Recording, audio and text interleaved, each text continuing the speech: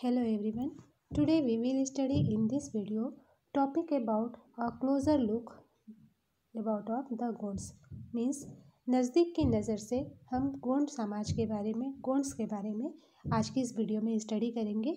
So let's start this video. The Gonds lived in a vast forested region called Gondwana और country inhabited by Gonds. Gond लोग गोंडवाना नामक विशाल one प्रदेश में रहते थे. दे प्रैक्टिस्ड शिफ्टिंग कल्टीवेशन और वे शिफ्टिंग कल्टीवेशन या जिसे स्थानांतरीय कृषि कहते हैं वो करते थे. स्थानांतरीय कृषि मतलब होता है जगह बदल बदल कर खेती करना.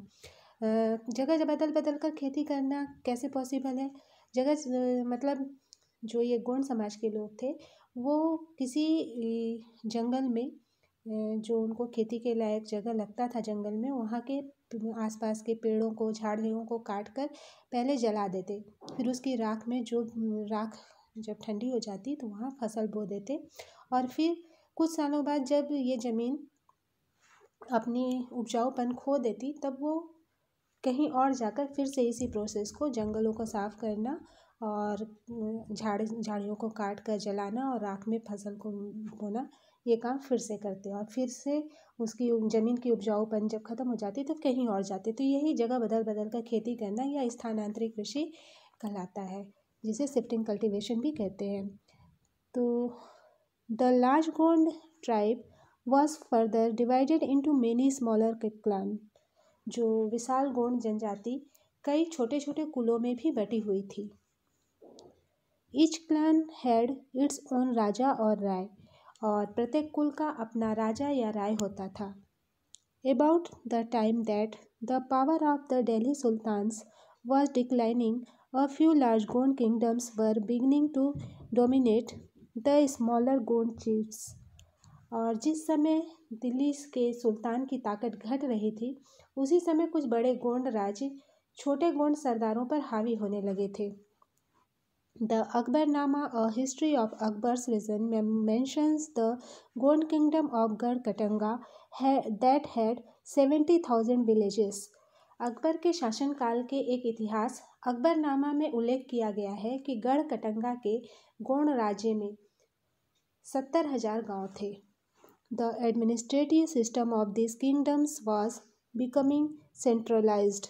और इन राज्यों की प्रशासनिक व्यवस्था केंद्रीकृत हो रही थी. The kingdom was divided into गढ़. राज्य गढ़ों में विभाजित थे. Each गढ़ was controlled by a particular Gond clan और हर गढ़ किसी खास गोंड कुल के कंट्रोल में था. This was further divided into units of 84 villages called 84. और फिर से ये 84 गांवों की इकाइयों में विभाजित होते थे जिन्हें 84 कहा जाता था. मीन्स पहले यहाँ ये बताया गया कि जो गोंड समाज था ये इसकी प्रशासनिक व्यवस्था काफ़ी केंद्रीकृत हो रही थी. तो जो राज्य थे वो गढ़ों में विभाजित थे और हर गढ़ का कोई खास गोंड कुल के कंट्रोल, हर जो गढ़ था उसका हर गढ़ का एक खास गोंड कुल के कंट्रोल में हुआ करता था. और फिर से हर गढ़ का 84 गांवों की इकाइयों में विभाजित होती थी जिसे 84 कहा जाता था. The 84 was subdivided into barhot which were made up of 12 villages each. और 84 जो गांव थे मतलब 84 गांवों की जो इकाइयाँ थी जिन्हें 84 कहा जाता था, उस 84 का फिर से सब डिवीज़न होता था, डिवाइडेशन होता था. और वो जो सब डिवाइडेशन है या उप विभाजन है वो बरहोतों में होता था जो 12-12 गांवों को मिलाकर बनते थे. The emergence of large states change the nature of Gond society. बड़े राज्य के उदय ने गोंड समाज के चरित्र को बदल डाला. Their basically equal society gradually got divided into unequal social classes. और उनका मूलतः बराबरी वाला समाज धीरे धीरे असमान सामाजिक वर्गों में विभाजित हो गया. Brahmanas received land grants from the Gond rajas and become more influential. ब्राह्मण लोगों ने गोंड राजाओं से दान में भूमि प्राप्त की और अधिक प्रभावशाली बन गए। The Gond chiefs now wish to be recognised as Rajputs, और गोंड सरदारों को अब राजपूत के रूप में मान्यता प्राप्त करने की इच्छा हुई। So Amandas the Gond raja of Garhkatanga assumed the title of Sangram Shah. इसलिए गढ़कटंगा के गोंड राजा अमनदास ने संग्राम शाह की उपाधि धारण की। His son Dalpat married princess Durgavati, the daughter of Salvahan, the Chandel Rajput raja of Mahoba. फिर उनके जो पुत्र थे दलपत ने महोबा के चंदेल राजपूत राजा सालवाहन की बेटी या राजकुमारी दुर्गावती से शादी किया। दलपत हाउएवर डाइड अर्ली, और दलपत जो थे वो कम उम्र में ही उनकी मृत्यु हो गई। Rani Durgavati was very capable and started ruling on behalf of her 5-year-old son Vir Narayan. Durgavati बहुत ही योग्य थी और उसने अपने 5 साल के बेटे वीर नारायण के नाम पर शासन की कमान संभाली। Under her the kingdom became even more extensive. उसके समय में राज्य का और अधिक विस्तार हुआ। In 1565 the Mughal force under Asif Khan attacked Garhkatanga. 1565 में आसिफ खान के नेतृत्व में मुगल सेनाओं ने गढ़कटंगा पर हमला किया। Strong resistance was put up by rani Durgavati, जिसमें रानी दुर्गावती ने जमकर सामना किया। मतलब जो मुगल सेना आसिफ खान के नेतृत्व में गढ़कटंगा पर हमला की, तो रानी दुर्गावती ने उस हमला का बहुत ही जमकर, बहुत ही वीरता के साथ सामना किया।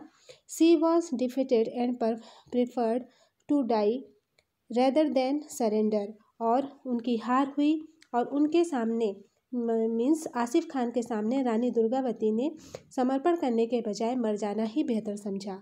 हर सन 2 डाइड फाइटिंग सून आफ्टर, और उनका पुत्र मीन्स रानी दुर्गावती का पुत्र जो वीर नारायण थे वो भी तुरंत ही लड़ते हुए उस युद्ध में मारे गए। Garha Katanga was a rich state, जो गढ़कटंगा था एक समृद्ध राज्य था। It earn much wealth by trapping and exporting wild elephants to other kingdoms, और जैसा कि गढ़कटंगा एक समृद्धशाली राज्य था, तो हार के बाद इसने हाथियों को वहाँ गढ़कटंगा में हाथियों को पकड़ने और दूसरे राज्यों में उनका निर्यात करने के व्यापार से अच्छा खासा गढ़कटंगा के लोगों ने धन कमाया था। और फिर when the Mughals defeated the Gonds, they captured a huge booty of precious coin and elephants, और जब हमला में मुगल जीत गए, गोंडों को हराया, तो उन्होंने लूट में बेशकीमती सिक्के और हाथी बहुत सारे मात्रा में हथिया लिए। They enacted part of the kingdom and granted the rest to Chandra Shah an uncle of Vir Narayan, और उन्होंने राज्य के एक भाग पर अपना कब्जा में ले लिया, राज्य के एक भाग को अपने कंट्रोल में लिया, अपने कब्जे में ले लिया, और शेष भाग को वीर नारायण के चाचा चंद्र शाह को दे दिया।